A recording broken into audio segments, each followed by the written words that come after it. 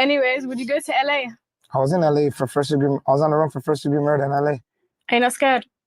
Scared of what? Kendrick? Got money. Kendrick and his people? Kendrick Lamar? Yeah, you're scared of Kendrick? Tell him come to Toronto. Swiss cheese.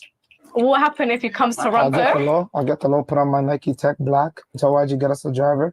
Put the window down. It is what it is. Get some fresh air. Where's Drive-By King? Drive-By King. Yo, where's Drive-By King? Drive-By King's right there. We can't even do Kendrick Lamar on feet. We gotta make Drive-By King, Baby K, Drive-By King. I'm called you. We're gonna try to Drive-By King with the Drake. They talk about Kendrick Lamar. How disrespectful are you asking me about? I'm just asking you. That Crips walk. Crazy. So do you think that Kendrick won the rap thing? No, Drake's a bad boy. But his song's more viral though. There's a girl right there. You want a girl Gigi to get you? Don't disrespect my homie Drake like that. Don't. Okay. You can't. I like Drake. What the heck? Interesting. Why you threaten that beautiful woman up there, man? Why you threaten her? Huh? Why you do that? Why did you do that? All right. I mean, there was a couple things that said in there that I want to take with a little bit of jest, like the threat towards the host at the end. There's a girl right there. You want her to get you? Don't disrespect Drake. I take that as a joke. You know what I'm saying? If I sat up here right now and I rolled out on that, I think a lot of people would be like, come on, ARP, like it wasn't that serious. Like, you know, there's some sarcasm, there's some playfulness. I'm pretty sure they all hugged and kissed when the cameras cut off and all that. I get it. You know what I'm saying?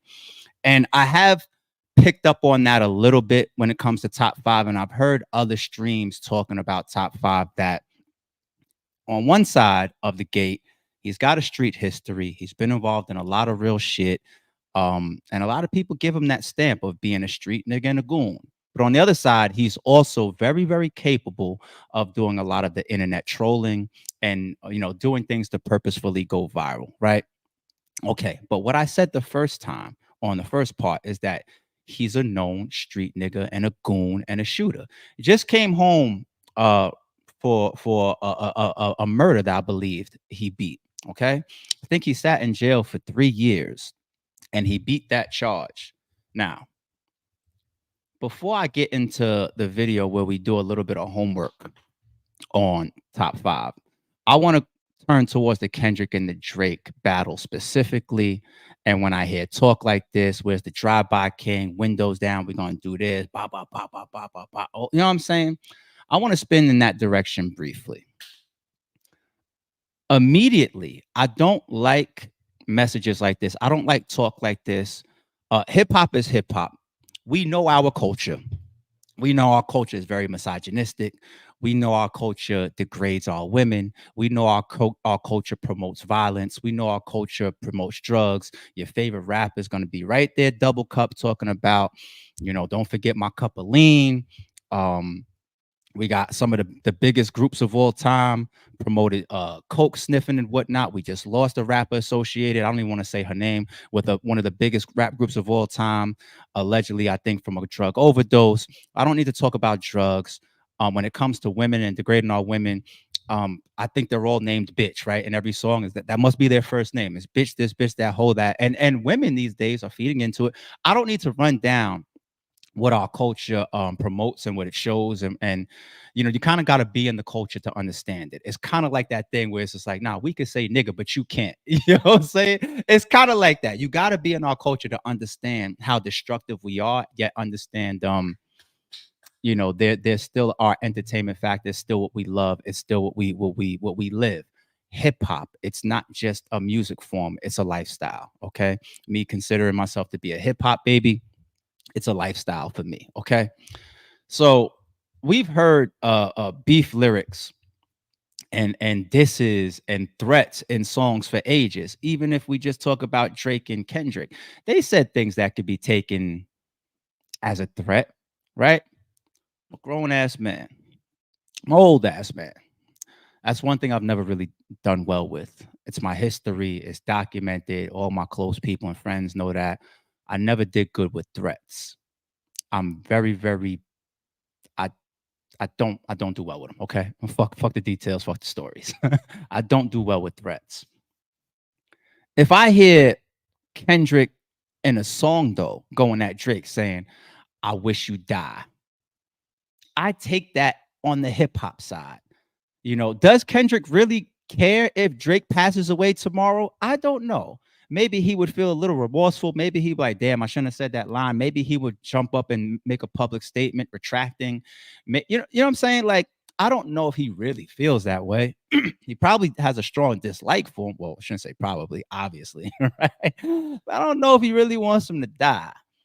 There's like a line there to toe, and there's also energy that we feel when it's on wax. And there's been things that's been done on wax that have come off wax. I don't need anybody saying, but ARP, what about this situation? I'm not stupid, but we get it. We know the lines in between, especially us coming from battle rap, right? We kind of know the line that's there. I say all that because there's a very big difference and a clear difference when you come off of the song, let alone coming off of the song, if it's somebody that's not even associated with the songs. Now I'm gonna go to part 3. Not even somebody that came off the song is not associated with the song, but also has a reputation for being a shooter and a street nigga. So this guy, this goon, this guy that just beat a charge and came home after 3 years and all that, gets on camera and he starts doing interviews talking about, I'm doing my homework on everybody in the Not Like Us video, figuring out who's who, every single person. I'm gonna spend a week watching the footage and all this. And yo, where's the drive-by king and all that? We're gonna do Kendrick, he better not come to Toronto. The way that hip-hop works, the way that we operate. If I'm Kendrick Lamar and Drake gets on that song and he says, you better not come to Toronto, I may not come to Toronto. But it don't hit the way it does when this guy that's not even on the song, that is a shooter, allegedly, gets in an interview and says, yeah, Kendrick, I'm gonna figure out where you at. That's different. That's different. Does anybody not see the difference there? So to me, this is the first person that I've seen raise the stakes a little bit. Because none of us that have followed the Kendrick and Drake beef are running around saying code red, code red, code red. We do know that somebody got shot in front of Drake's crib. Yes. Could have been a fan, could have been somebody else from Toronto that had an issue, could have been who knows? We do know that. But for the most part, I think most of us fans just look at the Kendrick and Drake beef as a rap battle. This girl just said it in the interview to Top 5. Who do you think won the battle? That's how everybody's treating it. This guy is now coming out here and he's treating it like a real street beef. And you're the side person. You're the goon. You're the shooter. You're the guy that just came home. You're not on the song. That raises things. Now, Kendrick got people, I'm pretty sure that move the same, got the same type of street reputation, all that type of stuff. If they come out now and they contest that and say, yeah, well, Kendrick does the rapping. Kendrick's from he's Good Kid, Mad City. He's not going to be the one putting on the mask and the gloves and sliding on you. I'm that person. Then what happens? Because the entourages, everybody knows this, at times be 30 times more dangerous than the actual artist. It'd be the entourage that activates and does it. So now, let me tie this into message to Drake. Drake probably won't watch this. Maybe he does, maybe he doesn't. Who knows? Maybe this influences other people to say it, and then the chatter gets big enough where it does cross certain people's tables. Control your goon. Control your goon. Control your homie. He's in these interviews saying, I do it for Drake. I do it for Drake. I do it for Drake. Drake is the homie. I follow Drake, this or that. I'm a shooter. Don't talk bad about Drake. You see that girl over there? You want her to be... Control your goon. Because he possibly doesn't have as much sense as Drake does. Drake has a lot of sense. He knows how to maneuver enough to get to this billionaire level that he has gotten to. I don't know if he's a billionaire yet, but he knows how to maneuver. You got the goon on the side that just came home and he's attaching your name to all of this shit, possibly sliding to whatnot, whether he's trying to go viral or whether he means it or whether it's in the middle. You got to stop that shit. You got to stop people from talking like that on your name. You got to stop people from talking like that that's associated to you. And it doesn't even have to be the obvious. The obvious would be that, you know, something happens, God forbid, and then, you know, you start getting investigated as well. Or I don't know, like maybe Drake would allow this because maybe he knows his homie's only going to go but so far, or maybe he feels like, you know, it's good for me to have some people up here speaking on my behalf, considering what I think I'm up against. Everybody just seen him on stage doing the whole fake friends rant, right? All the people that turned on it. Well, here goes a diehard, loyal, dedicated, reputation certified shooter that's out here talking for me. You want to know what? That's not bad. I'll let that slide. But once again, that person's words, top five's words, then moves around. Other people listen to that. Other people grab onto that. People start getting invested in it, into the situation with different energies. Other people speak up and respond. Other people might feel they need to get on camera. And you know how it is with our people, especially in hip hop, when these cameras is on. Oh, no, I gotta stick my chest all the way out now because he said that in front of the world. Oh, bet. What'd you say? Top, well, I'm this and I bet we're gonna see, we're gonna pull up. It's not good. Control your goon. Okay. Now, let's do a little bit more homework on top five for a second. I'm gonna put on another video, and then I'm gonna get to my example of watching stuff like this played out, as well as us hopefully showing our age a little bit. Because I know the analytics of this channel. Y'all ain't young like that. All right, let's bring this one up here. It ain't one thing, it's another. All right, let's get it. Believe it or not, Toronto is a city full of goons, but none of them are as wild. Now, mind you, this video is from 2 years ago. Okay, so I guess he's already been getting covered on the internet, and people are aware of him. I would assume more so in Toronto, right? But he went away and he came home from sitting down for 3 years. So if this is a 2-year-old video, just keep in mind there's been updates on, you know, what he's been doing and whatnot since then. And I think I went to his music channel. He's a rapper. Like, he definitely does music. I saw that, and it's even going to get mentioned in this mini documentary of who he is. It's top five. The rapper is best known for hanging with Drake, and he even said he was Drizzy's personal shooter. But now, top five got himself caught up in a crazy situation with the law after going live while on the run for murder. Let's see how it all went down. On January 31st, 2021, a college student named Hashim Omar Hashi was on his way out to get dinner with a few friends. He got back to the crib that night around 9 inside the building's parking garage. As he was trying to swipe his pass to get in, someone ran up on him from behind, shooting his car and killing him. Police later found a black 2017 Honda Civic that was set on fire not too far from the murder scene. The Honda matched the description of the one using the shooting, and police believed it was the shooters. At first, the cops was confused. Hashi was just a college student with no gang ties or criminal record. He was going to Humber College to be an accountant and wasn't known to have any enemies. But he was definitely targeted because he was the only one in the car, and the shooter caught him with his guard down. The area Hashi lived in was known for gun violence, and at first, they thought maybe he was killed by mistake. But an arrest would soon be made. In February 2021, police arrested 22-year-old Hassan Ali, aka Top 5, in connection with the murder of Hashim Omar Hashi. Top 5 is a rapper from Toronto, best known for his association with Drake and his rep as a real demon in the Six. Police don't know if he was the shooter, but they think he was in the back seat at the time of the murder. They say after Hashi was killed, Top 5 and another dude went home and changed their clothes. So he got arrested and charged with being an accessory to murder after the fact. Top 5 was always a controversial rapper. He came up in the Lawrence Heights neighborhood, also known as the Jungle. He first built a buzz in 2014 with the track Hall of Fame, featuring Robin Banks and Shirt Off on Any Block. He liked being in music videos with no shirt, and he even started going by the name Shirt Off Shawty. In an interview with Noisy, he said the shirtless trend started in 2013 at the OVO Bounce tournament. NBA player Brandon Jennings was there with his shirt off, so Top 5 took his off too and took a pic with him. That turned the whole crowd up.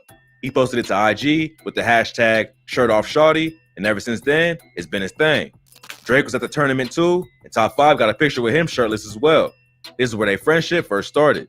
His career got a massive boost after Drake reposted him on IG and shouted him out in songs. In December 2013, Drake posted a picture of himself watching one of Top 5's videos with the caption, "Back to the Six, word of Top 5. A few years later, Drake mentioned him on the track Grammys from his album Views. On the song, he raps, "Boys better back off me. Hall of Fame, Hall of Fame. Like I'm shirt off, like I'm shirt off, like I'm shirt off shawty. Whole city going crazy, whole city going crazy. Top 5, no debating. Top 5, top 5, top 5. In the bar, he says the rapper's breakout song and his nickname, then also drops his actual rap name. So it was clear Drake was rocking with Top 5. They were spotted together on multiple occasions, confirming that it was more than just a name drop. So with a cosign from not just the biggest rapper from his city, but the biggest artist in the world, Top 5 was on his way to taking over Toronto's rap scene fast. But like most, his love for the streets kept him from reaching his full potential with music. Top 5 ran the GGG gang from the jump. So I'm a little unclear there. I mean, so Drake raps those raps and they start taking pictures together. Top 5, obviously, to say the least, marvels in Drake. You can get that from his interviews, right? He definitely marvels in Drake. Doesn't seem like they grew up together. Doesn't seem like they were from the same clique. I don't know if they were from the same neighborhood. I doubt that as well. This could have been, at least from this video right here, but just trying to make sure that we come up to speed. Just seems like possibly Drake shouted him out. Drake started then supporting another fellow local artist. And Drake does that a lot, right? You got the care packages. I'm not saying in this particular case, but you got the stimulus packages. You got the care packages. You got the shout outs. Drake has done that with a ton of artists. And sometimes that's also a form of giving back. In other cases, when you're talking about local to where you're from and local to your city, it's damn near expected. You know what I'm saying? Here I am. I'm Jay-Z. I'm from Brooklyn, and I've made it, and I'm this big rapper. They expect me now to go grab some Brooklyn artist, right? You do a battle rap event in New York. You expect to see New York rappers on the card. Like, you know, like this is nothing new. Like this is how it goes. I just wonder if the way that this relationship cultivated was more so as a, you know, I'm with you, I got you, and I'm holding you down from the Top 5 side. And from the Drake side, is it I'm with you, I got you, I'm gonna help you be successful in the industry from the Drake side? Like, how is the relationship cultivated? Is it a one-sided thing where Top 5, and when I say one-sided, meaning like how it really grew? Top 5 said, all right, Drake shouted me out. He fuck with me. I'm this guy from the city. I got the streets here and all that. Yo, Drake, we around. What's good? Boom, boom. And then you start to attach yourself a little bit. And then Drake doesn't go like this. Instead, he's like, oh, okay, like let's bet. We rocking. I'm curious. I'm curious how deep the relationship really is. Because if I see things happen like what Top 5 is doing and Drake doesn't separate himself, right? Then maybe he feels that the association is stronger on one side than the other.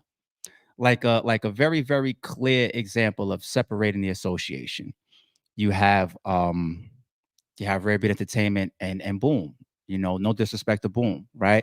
That's clear. How about T.I. and Alpha Mega? Right? Remember Alpha Mega was part of what was it, PSC? What was T.I.'s group? It was PSC, right? Or Grand Hustle, whatever. And Alpha Mega came out and he has some snitching allegations on him. T.I. had to come out publicly and say he ain't with me anymore. I'm not rocking with it. I'm separating myself. And you also got situations where somebody is just gooning too much. See, that was like a snitch, and now you make us all look bad. Let me have an example that's a little bit closer to like Top 5 and Drake. Somebody just gooning, and the person that still understands the streets realizes the detriment it can be to the business because we're taking off. We finally getting out of the street, and that's 50 Cent. And it's funny because the name that comes to mind is his artist that's smaller to him, which is Domination. But I mean Bang'em Smurf. Okay, Bang'em Smurf got sent home while they was on tour for fighting and acting out and wilding out, and still, you know, you can take the dick out the hood, you can't take the hood out the nigga type shit. 50's like, yo, go home. Like, you know what I'm saying? We out here fighting and whatnot. We get into this money right now. And this is 50 Cent. This is the nigga that they say ran the block. He was out there pumping a mile a minute. If you was getting it in that area, it was coming through him. He's knocking people out. He's getting shot. He's in street shit. All this type of shit going on, beefing with the Preem team and all that. And he gets on tour and he says, hey, everybody act normal or act on your best behavior or I'm sending you home. Yeah, I mean, so it's like in that situation, like, does Drake act like 50 Cent? Where it's just like, yo, we got a lot of things going around. We got a lot of money moving around. We got a lot of corporate America shit moving around. We got a lot of bosses. We got a lot of people that's not like us watching. You can't be getting in these interviews threatening Kendrick Lamar, who's about to go do the NFL Super Bowl halftime show and just submitted 2 songs, Euphoria and Not Like Us, for the Grammys. Like, if that's what you're really on, it wouldn't belong on the net, right? Like, let's be honest. Let's be honest. Now, I do understand that we're in a new era where there is valid, real street shit, and it's still on the net. So we can't even look at it these days and say like, oh, if it's on the internet, it ain't real. We can't look at it like that anymore. Look at the drill. Look at the drill scene. The drill scene is like, no. We understand y'all old heads that come from an era where if you're talking about it and if it's on the internet, you don't really mean it. No, we're showing you. We'll do songs about it. We'll do interviews about it. We'll brag about it publicly, and then we'll still go and do it. Right. And so I don't play with nothing. I don't play if it's said in the song. I don't play if it's said in the DM. I don't play if it's chat in the street, because that's what we are today. So that's all of that combined is why Drake needs to step on that and say, we're not doing that. And if you really are going to get active for me, it's not going to happen like this. I'm tied to too much. And this guy should also be smart enough to know that too. But let's keep going. Jungle, who allied with the Upper Jane and Driftwood neighborhoods. He was also known for going on DJ Academic's show to talk about the work he put in on the streets. One time, he said way too much when he told Academics that he was Drake's personal shooter, and if he had problems with anyone in Toronto, the GGG gang would take care of it. Yeah, I'm Drake's shooter. Oh, shit. I'm not lying to you. Anybody disrespect Drake, I'm shooting. Damn. But all the clout must have gone to his head, because if he was really about anybody disrespect Drake, I'm shooting them. It's a lot of people to shoot, homie. That's a lot of people to shoot. Real quick note there. One thing about Act. I see him speak on Top 5 too.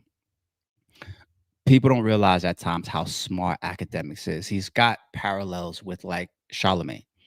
You think the person is sitting right there in your face and you think they're talking in a way that's siding with you. You think they're talking in a way that's supporting you. The very obvious example of that is like, oh no, we're not laughing with you, we're laughing at you, right? Academics will play, he'll play stupid, he'll play victim. And when he's up there on his streams by himself, you listen to him, you realize this guy has areas of genius. Academics, I give him a lot of credit for his intelligence level. It takes intelligence to see it. And even interviews like that, where Act looks like he's fanning out a little bit, right? Like anybody disrespect Drake, I'm shooting him. Oh my God, no, hold. Like Charlemagne does it too. They're flaming it to a degree. Do they believe these people? Possibly at times, but they're also being very inflammatory when they do it. You know what I mean? Like I just see it the way that Academics does that a lot with this guy and with others. So take that last clip with a small grain of salt as far as Act hyping it.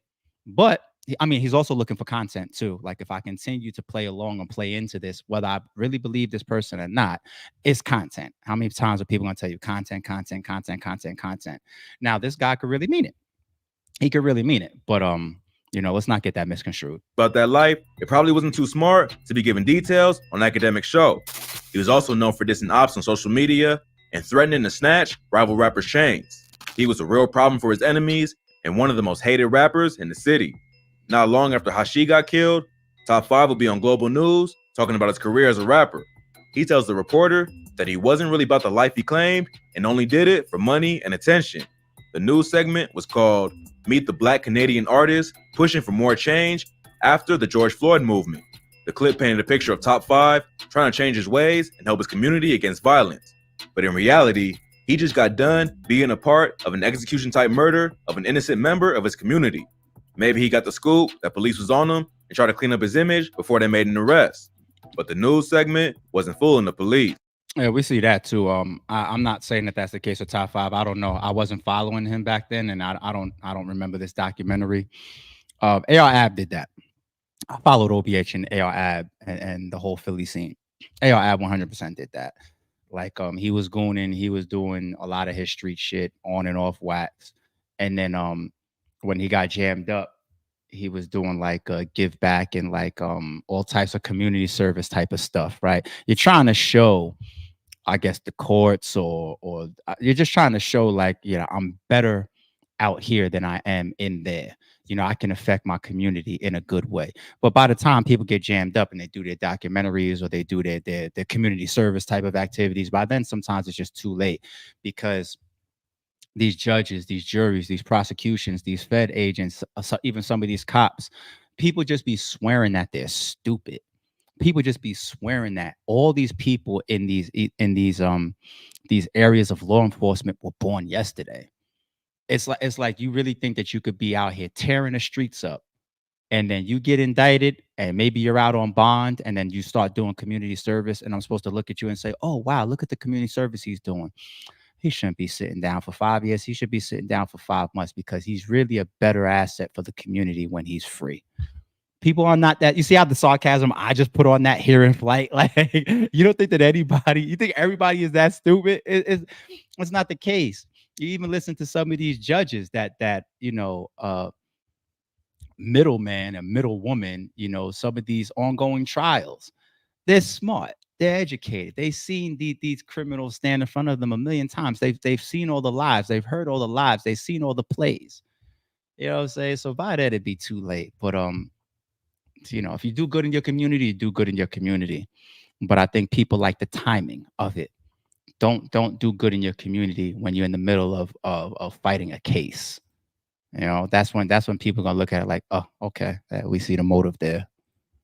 He got charged with accessory to murder a week later, but the cops ain't have enough evidence to keep him, so he ended up getting released on bail.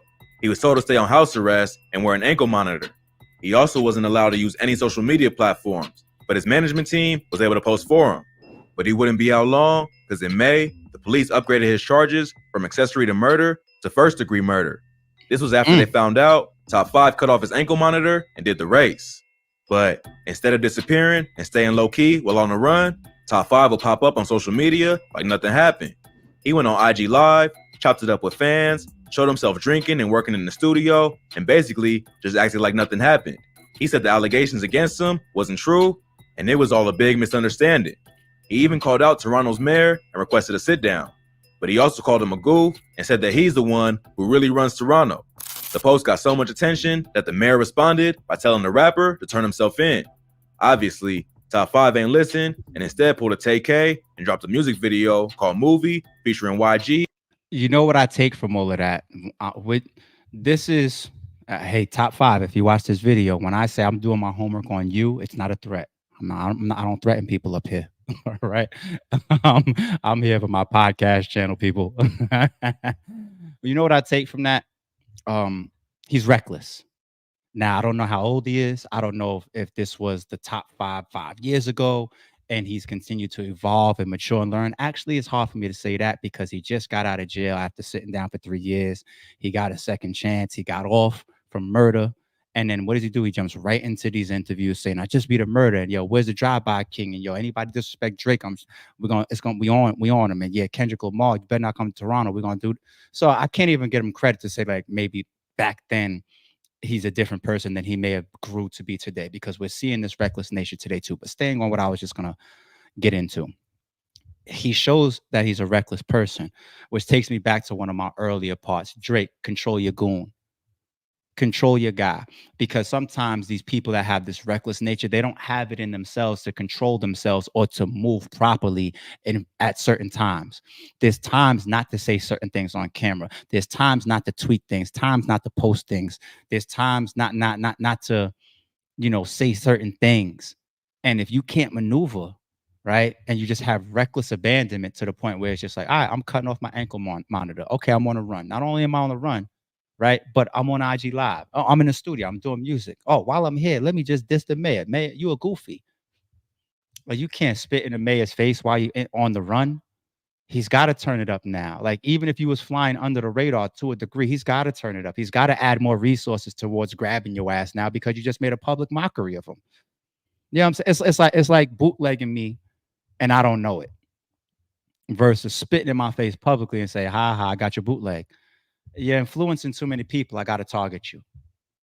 right? So you want to get on live and call the mayor a goofy while you're on the run after cutting off your ankle monitor? This shows reckless behavior, right? And certain people in this world are just reckless. I got a reckless topic coming up in a second. Stay with me, people. And Bun Dog, which quickly ran up millions of views.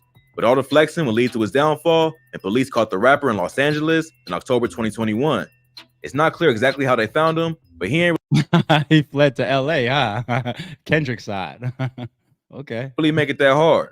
Going on IG Live and dropping music videos that give away your location is never the best move for a dude on the run. But I think all Top 5 cares about is the clout and not the consequences. Especially Is Chi Ali the rapper that made it the longest on the run? What rapper made it? Drop it in the chat or drop it in the comments later on if you catch this after the live. What rapper made it the longest on the run? Chi Ali, you know, he did his shooting in New York, made his way to the South, cut his hair or was wearing fake dreads and or whatever. And I think in his interview, when he broke it down, when he finally got caught, is because he kept coming back up north too much. And I think that was part of his hustle. Like he had to he had to make his moves. You know, it's not like, you know, he was on the run and moved down south and then started working a corporate America 9 to 5. He's still busting his moves here and there. And he was just moving around too much, I think, is kind of the way he broke it down. But what rapper stayed on the run the longest? You know, and in today's age, like, do people feel like they can survive without a cell phone? Because these cell phones are just 85% of the time they're used at the tracking, the coordination. Look at the not just the Fulio case, but the Young Dolph shooting. You know, they see the calls to Big Jook, you know, minutes later after the shooting and whatnot. The triangulation starts happening on the satellite towers and all this type of stuff. It's like it's showed time and time again what cell phones will do if you're trying to commit a crime. But do people just feel like we're in an age where I just can't move without a cell phone anyway? Now it's a whole different conversation if somebody's on the run and going live, you know, and busting it up with fans. That's some other shit. That's like, all right, let's call a spade a spade. It's stupidity. Okay, I tried to be nice. But what about just living life regular without a phone? Do people feel in today's age that they can't do that even when they're on the run? I don't know. I'm not trying to sit here and justify why people keep fucking themselves up with phones. It is what it is. Especially when you go back and see all the live streams of academics where he pretty much tells on himself for a lot of the dirt he did in the streets of Toronto, but then tries to turn around and say it was all cap and that he was just doing it to make money. So Top 5 is going to have a tough legal battle. It don't seem like the police believe he's the one who actually pulled the trigger, but going on the run while taunting the cops and even the mayor ain't going to help his case. Especially since he was already... Was that video done in LA? What was he there wearing a Compton hat? That'll look good if Kendrick disses you. If Kendrick just keeps the rap and disses you, he's got you there with a Compton hat, homie. Hair ain't gonna help his case, especially since he was already banned from using social media. It's still not clear what happened that night and if Hashi was killed on purpose or if they got the wrong dude. There's still a lot of unanswered questions, and fans gonna have to wait and see what happens once the case goes to court. Stay posted for updates. All right. Top five. Let me find From the Jungle, who allied with the Upper Jane in Driftwood neighborhoods. He was also known... All right, whatever. All right. Let's just remind people. I'm gonna mix my last two topics into one. I'm gonna show my age a little bit. You got examples of like anybody remember like Rosemo? Was it Rosemo 700? Rosemo 700 was the guy allegedly with well, not allegedly. He was with Ice Burgundy was his name too, another artist from out the Cali side. When they supposedly ran across paths with the game, and the game in front of his child got knocked out cold in the Fox Hill Mall, right? Game alluded to alleged involvement. I never believed that he had anything to do with Rosemo 700's murder, but I think it was like Hot 97 or Breakfast 105.1 interview, whatever. He was just like, yo, you do something, you know, my kid or whatever, you know, you got X amount of hours and then you're gone. Rosemo, from the internet's perspective, he got on some bully shit. Even Rick Ross rapped about him. Rosemo tried to something, but barely niggas fade. He grew a reputation because he was popping up on World Star videos, and he was coming off like this big bad wolf, this big bad bully. He's a blood, he's a street nigga, he's active. So you got the situation with Game. I always believed that situation was true with Game. The way that Game reacted to it, the way that interview was on World Star with Ice Burgundy and Rosemo, the way that they did that, and I always believed that, you know, he did that to Game in the mall. You know, he just gave so many details about it. It's just like he's like, yo, the ambulance came out, all this and all this ruckus or whatever. And I think Game attested to being there, but he just didn't say that he got knocked out. So, you know, he has this reputation from that. Fast forward, he's also the person where they world starred and jumped out of cars and beat the crap out of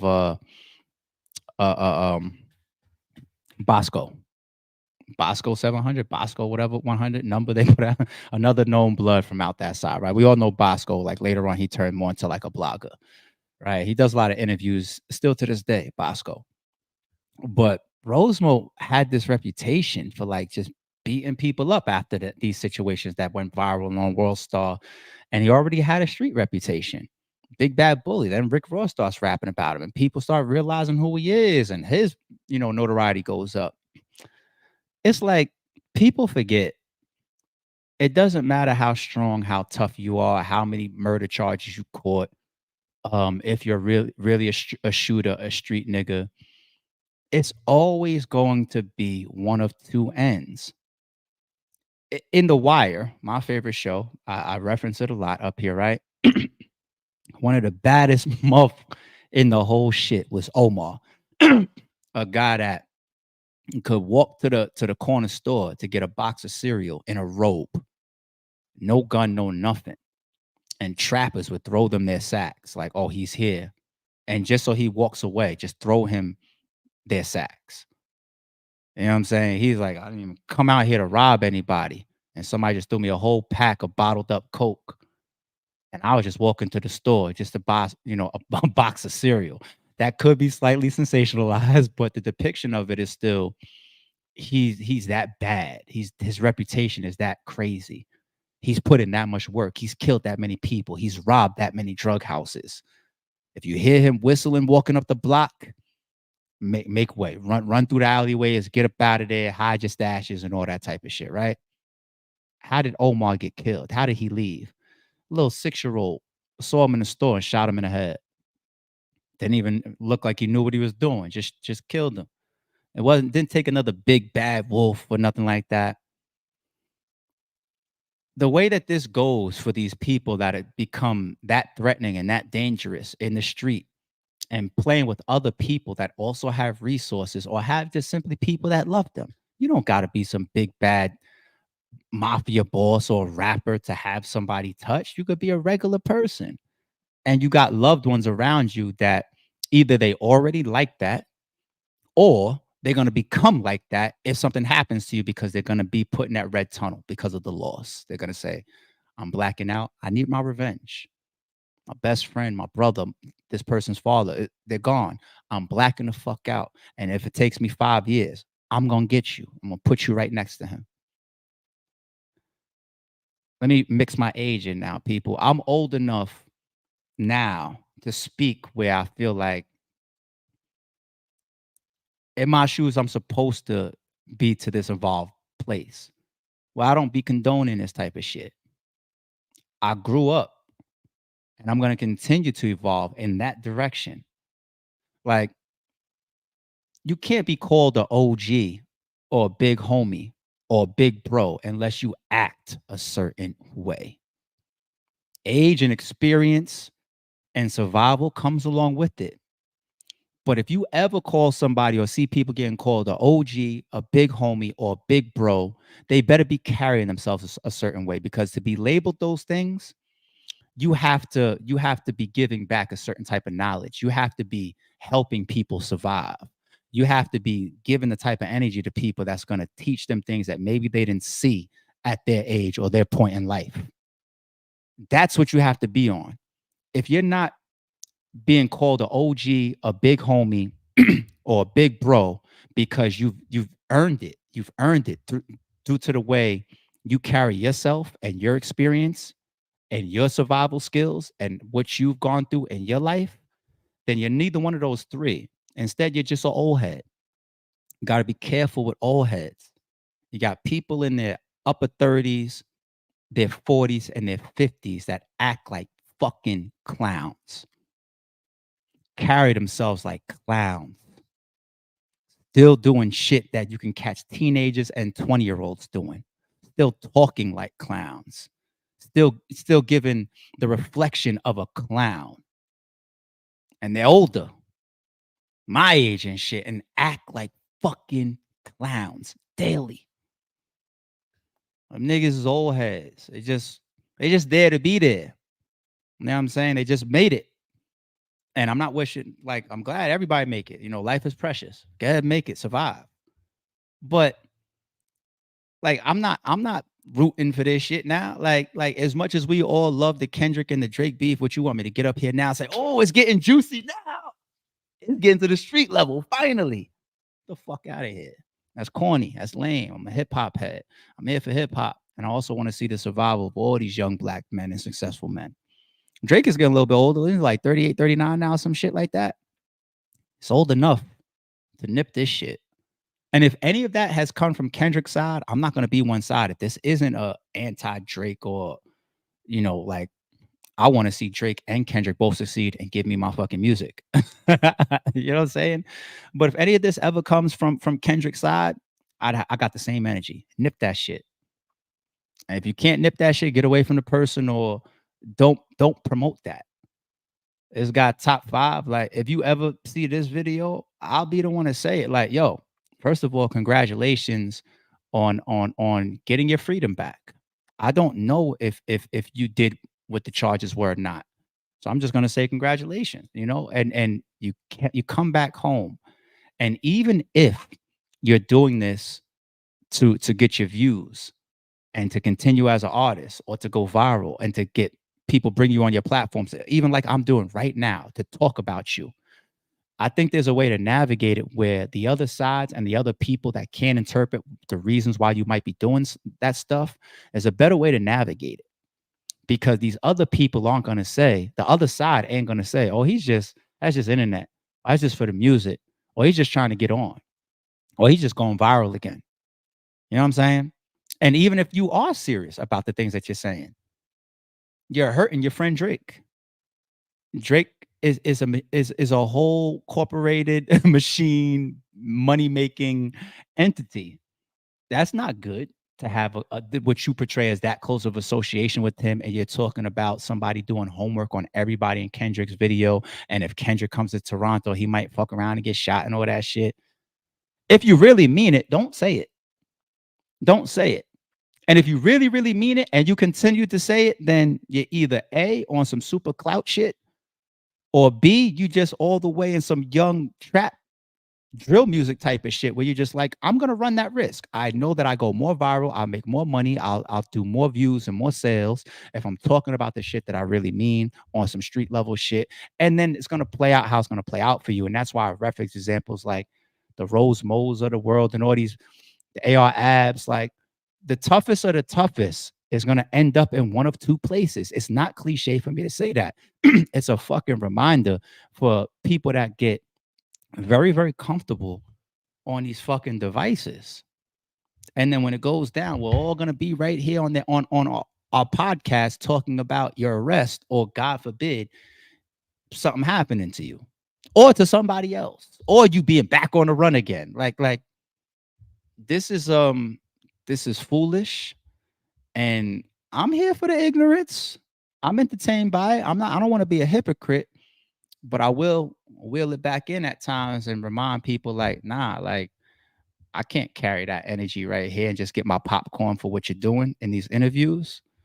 I gotta say, like, yo, this is some foolery shit. It's stupid. It can spread. It can sprawl. It could hurt money. It could hurt business. It could hurt yourself. It could hurt your family. It could hurt Drake. It could hurt Kendrick. You know what I'm saying? I like the Kendrick and the Drake beef better when it's them two and it feels like it's just hip hop and on record. We don't need anybody else jumping in talking about I'm doing homework and somebody might get shot. We don't need that. This is the biggest battle ever, and it's one of the best battles ever. Let's leave it there.